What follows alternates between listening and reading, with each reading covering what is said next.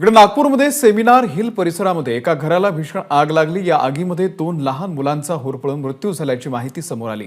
आगीचं कारण अद्यापही अस्पष्ट आहे। आग लागली तेव्हा घरामध्ये 7 वर्षाची बहीण आणि 2 वर्षाचा एक भाऊ होता।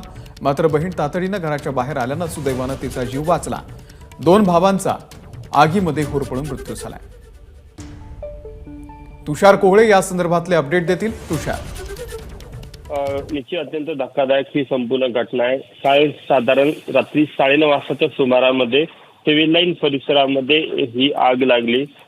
या महत्वाची गोष्ट की या संपूर्ण परिसरामध्ये जे गोरखोडी कॉम्प्लेक्स आहे त्या कॉम्प्लेक्सला लागून हे उईके कुटुंबियाचं घर होतं आणि उईके कुटुंबियाचे 5 सदस्य आई वडील आणि 3 मुलं राहत होते। आई वडील बाहेर गेले होते तेव्हा 7 वर्षाची बहीण आणि तिचे 2 लहान भाऊ ते घरी शेकोटीच्या साह्याने थंडीपासून बचाव करण्यासाठी घराच्या आतमध्ये त्यांनी शेकोटी पेटवली होती आणि त्या शेकोटीमुळेच घराला आग लागली।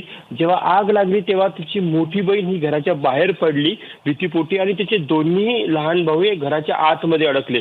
त्यामध्ये या घटनेमध्ये देवांश उईके हा 6 वर्षाचा मुलगा आहे आणि प्रभाष उईके हा 3 वर्षाचा मुलगा आहे। या दोन्ही भावाचा होरपळून करून अंत झालेला आहे। या घटनेने परिसरामध्ये हळहळ व्यक्त केली जात आहे आणि कुठेतरी लहान मुलं थंडीपासून बचाव करण्यासाठी शेकोटीचा सहारा घेत असताना ही घटना घडली असं प्राथमिक तपासामध्ये पुढे आलेलं आहे। तिच्या मोठ्या बहिणीने देखील तशी माहिती दिली। या संपूर्ण प्रकरणाचा नागपूर पोलीस तपास करत आहेत। तर निश्चितच एका आगीमध्ये 2 लहानग्याचा मृत्यू झाल्यामुळे नागपूरमध्ये हळहळ व्यक्त केली जात आहे। तुषार, धन्यवाद या माहितीबद्दल। एबीपी माझा, उघडा डोळे बघा नीट।